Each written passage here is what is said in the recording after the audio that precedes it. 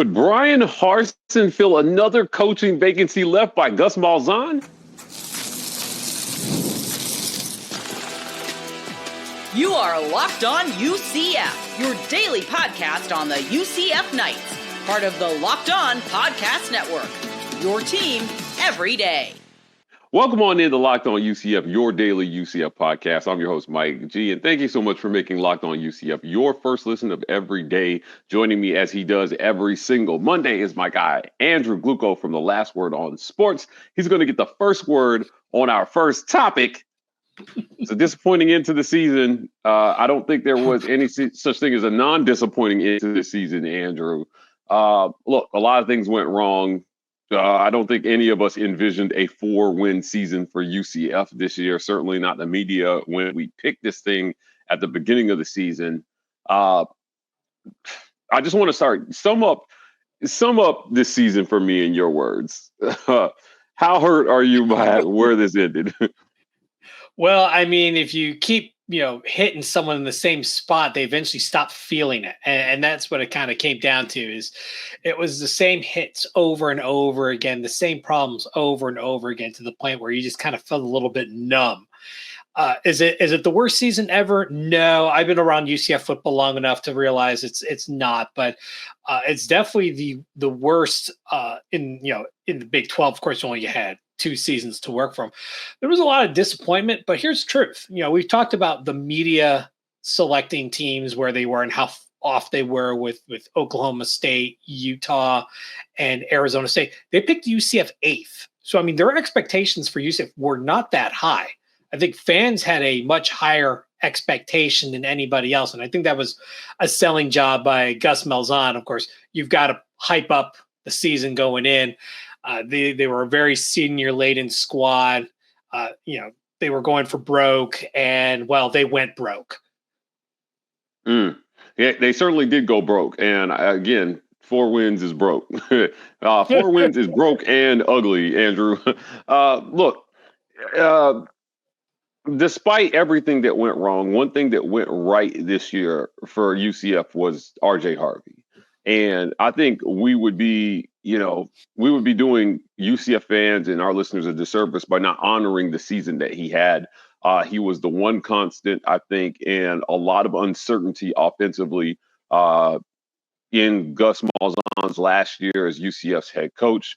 The floor is yours, man. R.J. Harvey was a dynamic player in all of college football. R.J. Harvey was an amazing player. I got the chance to first see him in the 2021 spring game, and I was a fan from that day forward. He missed that season due to injury, got hurt before the season started, never played. But I was in the fan club from the very beginning. And, coming in as a transfer from Virginia, was a quarterback at Virginia. So very raw as a pure running back on the college level, had to really learn the position. You could tell early on that the potential was there, but he was raw. And in 22, you saw sparks of what could be. And then 23 really started to blossom. And then 24 is just everything just, clicked into place for him. And he walked away with quite a number of accolades. He had 1,577 rushing yards. That's the second highest single season total at UCF. He had 900-yard games this season, which was tied for the second highest single season mark. It was a 3-way tie with Willie English and Marquette Smith. He had 6 consecutive 100-yard games. Again, second highest streak in UCF history. The big one was his 48 total touchdowns, which is an all-time school record, breaking Kevin Smith's record. The big difference was Harvey had more receiving touchdowns to make up for the lack of rushing touchdowns. So Smith still has the all-time rushing touchdown record, but Harvey has sole possession of the all-time total touchdown record. That alone just shows how much of an amazing career he's had. It's not just Kevin Smith he was chasing Marquette Smith, Latavius Murray, who played a few seasons at UCF and went on to have a pretty good pro career. There was a number of other players that UCF fans would know, like Alex Haynes and Greg McCrae, who had good careers at UCF but never really made it in the pros. So there was a lot of good talent that he was going up against historically. And, in some ways he is second to Smith, and in other ways he eclipsed Smith, and that's amazing. Yeah, one of the terrible things about UCF not making a bowl game is that the records books will all stop on Saturday for RJ Harvey, when he should have one more game to continue to build on those records. Certainly, if UCF made a bowl game, those 48 touchdowns will probably be 50 or 51. It's unfortunate how the season ends and what it does, I think, historically to the legacy of RJ Harvey. But certainly he was a bright spot. And again, I think it's only right that we honor what he did at UCF this year and throughout his career in college football. Look, man, I think that he's going to go on to have a decent pro career. He's going to have to develop as a player. We did a segment a couple weeks ago where we talked about whether or not he's a first-round draft pick or not. Our running backs aren't coming at a premium in the NFL draft right now, but certainly there are some guys who can get in the league and surprise. He's maybe a little undersized by league standards, but I think he's got a heart as big as anyone out there, and he's got a work ethic to match. So it'll be fun to watch him, I think, go into this. Before we move on, Andrew, obviously they lost their last game of the season to Utah. Again, it was a battle of coaches who were probably on their way out. On our Locked On crossover with Locked On Utes, they talked about Kyle Whittingham and the hot seat that he was on going into that game. And it almost as if it didn't matter what happened there in terms of his future at Utah.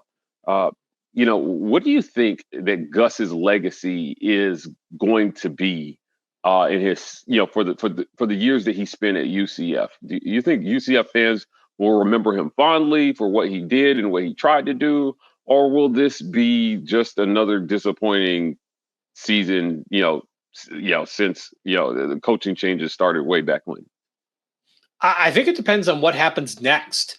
Because look at what happened at Nebraska.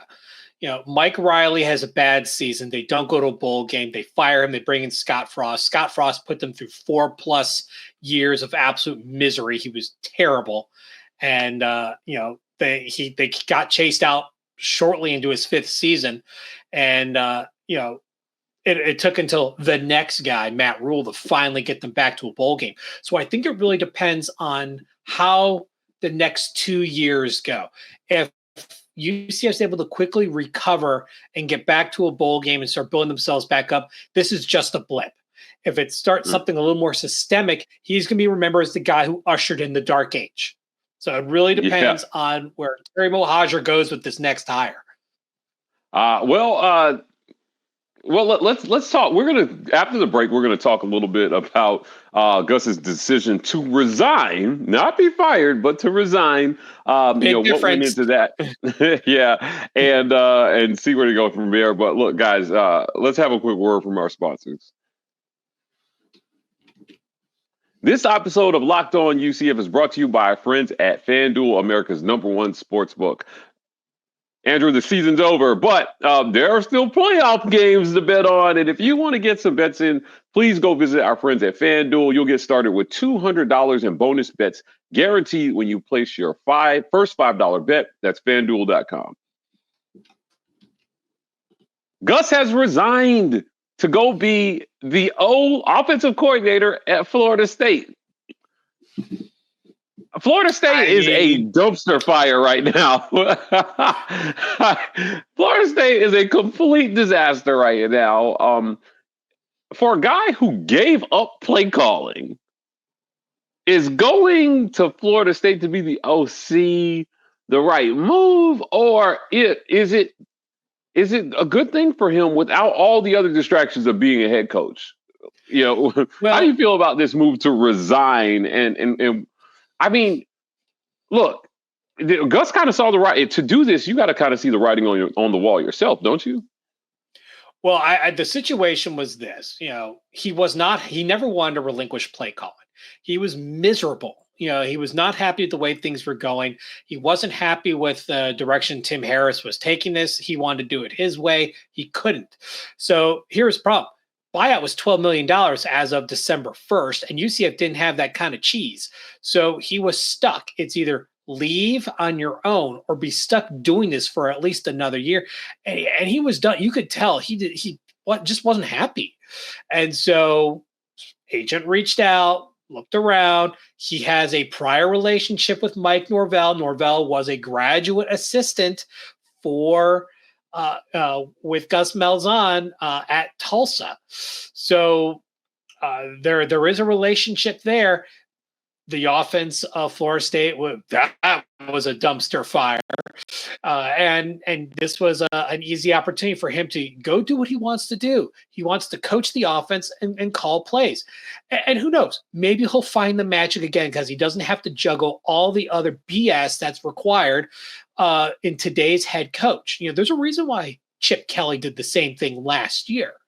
He wanted to coach, and he flat out said it. And you can't as a head coach. You've got to be a CEO of this team. There's too many business parts, and it's only getting more and more complicated.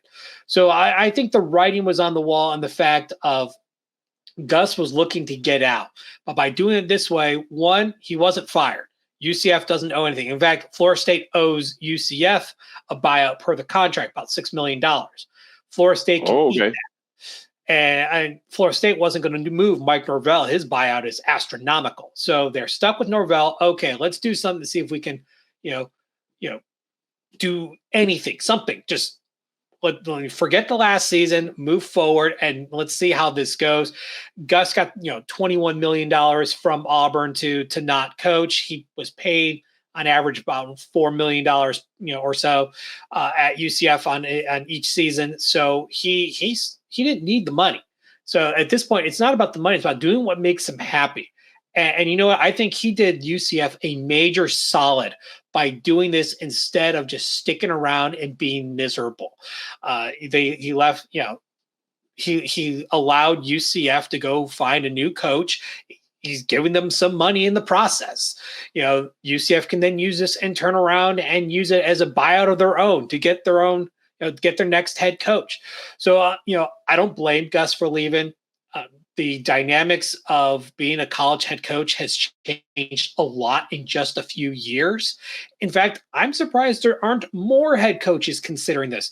Nick Saban quit coaching because of this. He doesn't want to deal with all the NIL and all this other stuff that's not really football related. Now, the question is, will bring the collective in-house allow head coaches to focus more on the program instead of the financial roster management? Who knows? But in the meantime, he's got to do something that makes him happy. I think he made a smart business decision on his own. So he's leaving $12 million on the table. He doesn't need the $12 million.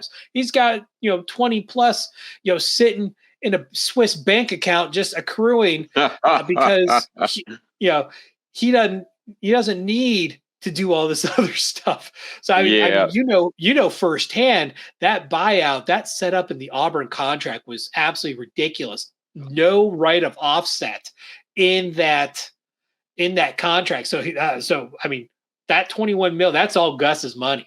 Okay, you said something that I thought was interesting about him being miserable. With the setup, like with today's setup of being a head coach in college and doing something that he loves and money not being really a factor in his decision to do something that he loves. Nick Saban quit because he felt like his messaging no longer resonated with recruits. But do you think that Gus is not over the hill as a play caller? It's hard to say. The stuff we saw at the end of his time at UCF showed that there was a lack of evolution there. Because, there's no doubt when his stuff was new and fresh, he was a game changer. But, time wears on. You have to continue to evolve. And it seems like the same stuff he was running in 2021 was the same stuff he was running in 2024, which is different. The names and faces just have been changed.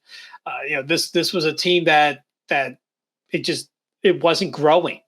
And so maybe that was an unintended consequence of having to juggle all this stuff, where he couldn't really spend as much time trying to think outside the box. Maybe this is what he needs. Maybe this brings him back to his happy spot and where he's allowed his creative juices to flow. Do I think it's over for Malzahn? No, but I think if he doesn't make it here, he's done.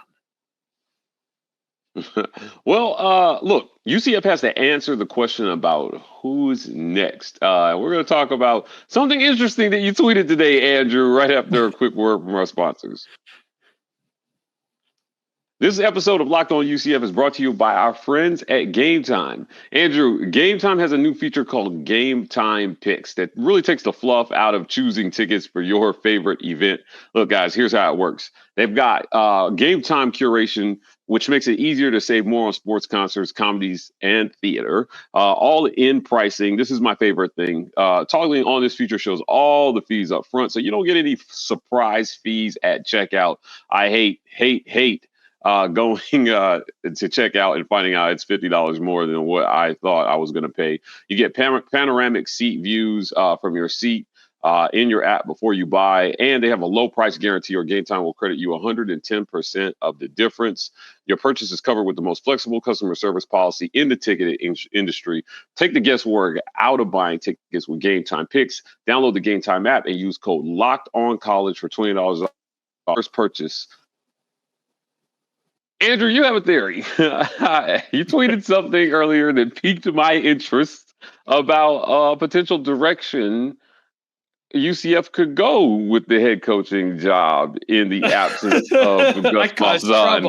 And there's a relationship there. Talk to me, man. I don't even want to spoil it for people. Talk to me about this potential hire and why you think it's a possibility.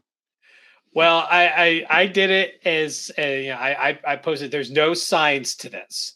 There's no insider knowledge. Let me preface that.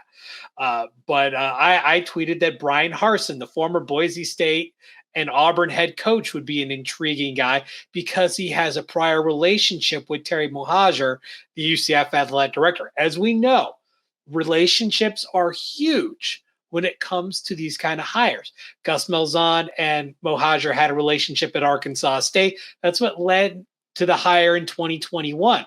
So it was more of just kind of a thinking outside the box thing of like, this could be a potential person of interest. He's been out of college ball for a little bit, been able to take care of some other stuff. Obviously, very talented. His resume at Boise State is immense. I mean, and from his time at Auburn, he struggled there. He was kind of handcuffed in what he could and couldn't do. The notorious Auburn boosters dragged that guy through the mud. There was just all sorts of problems. But you can't discount that relationship between Mohajir and Harsin. He wasn't on my short list on the article I released yesterday on the Last Word on Sports, but he's still a guy you got to keep kind of in the area, maybe not as a direct shortlist guy, but it's like you can't just completely discount the possibility of Bryan Harsin.